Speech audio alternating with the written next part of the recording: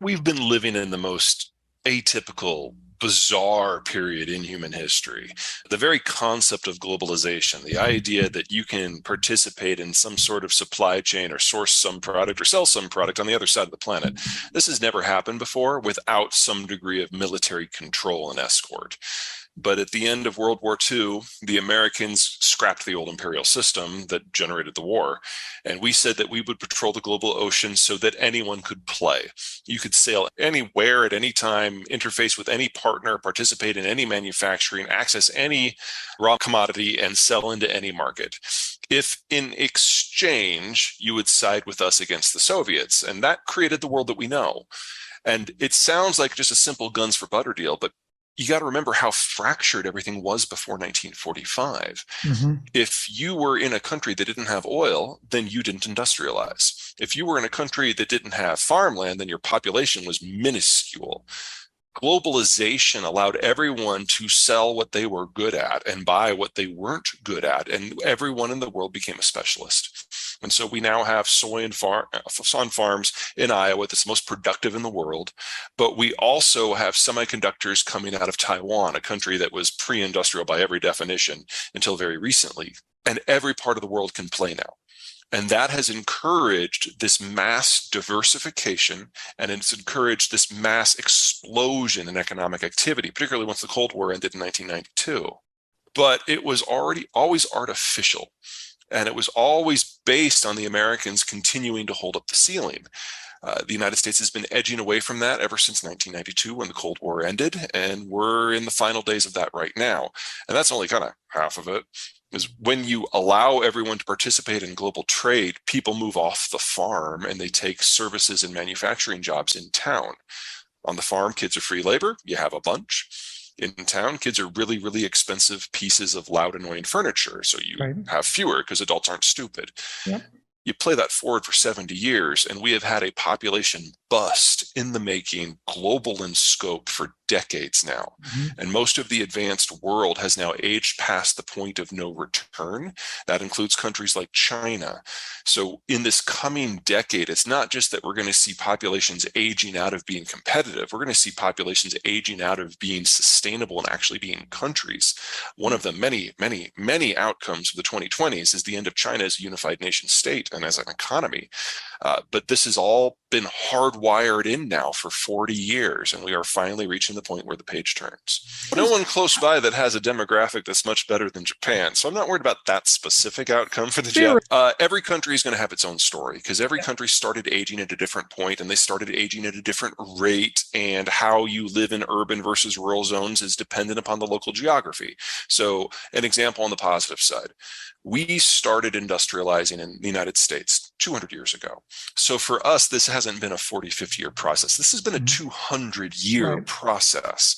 And so our birth rate has dropped incrementally that entire time, but we've adapted to it as we've shifted into the cities. So the United States still today has the highest birth rate among any of the advanced worlds. We're the most slowly aging country.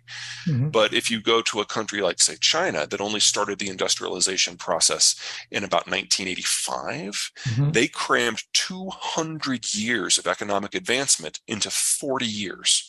Yep. That also means they crammed 200 years of demographic adjustment into 40 years. So, one of the reasons why the Chinese have been so economically successful in many people's eyes is because they have done 200 years of industrial development, building out industrial plant and infrastructure and power lines in a single generation.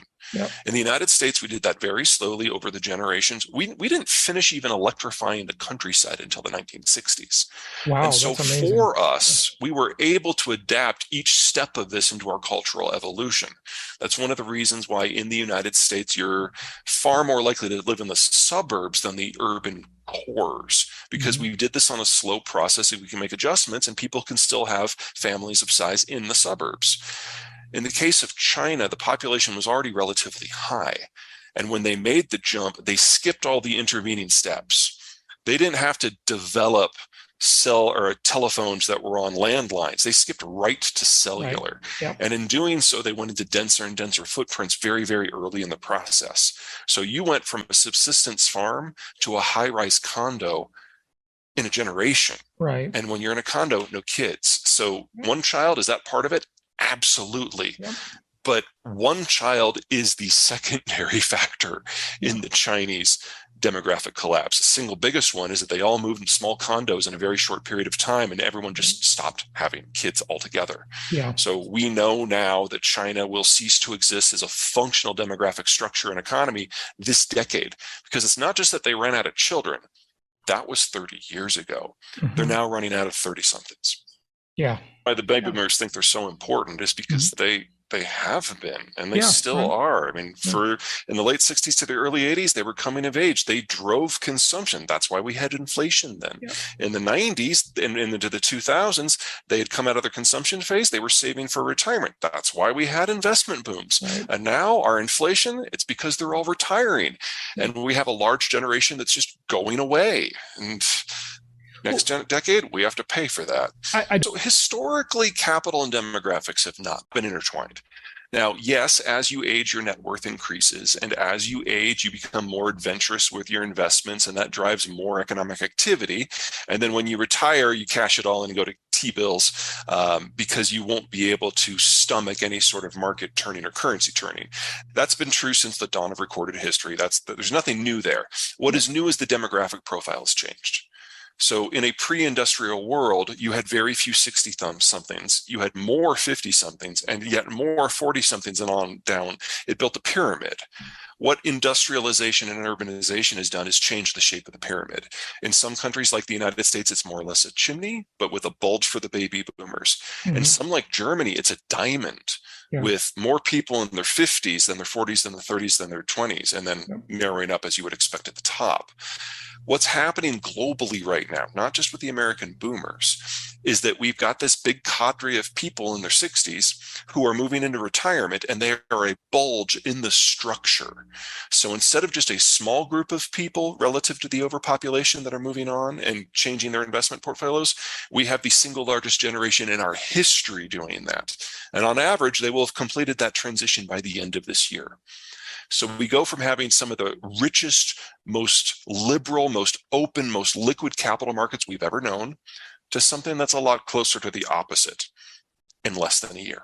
And there's And just and the first time you have a market turning, they become destitute. yeah. That's Right. why most people don't do that. I agree Yeah. that there's a percentage of people that are, and that is unfortunate.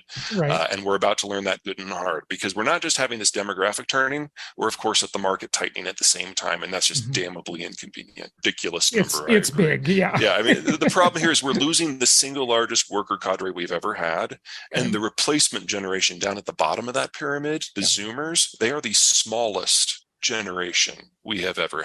So one of the reasons why the Chinese have been so economically successful in many people's eyes is because they have done 200 years of industrial development, building out industrial plant and infrastructure and power lines in a single generation. Yep. In the United States, we did that very slowly over the generations. We didn't finish even electrifying the countryside until the 1960s.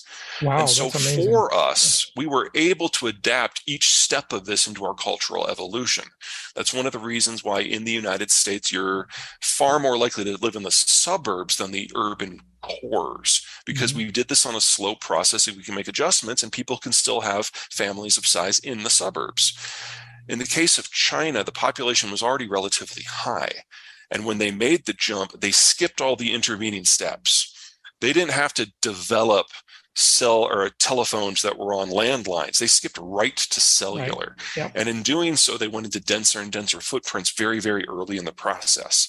So you went from a subsistence farm to a high rise condo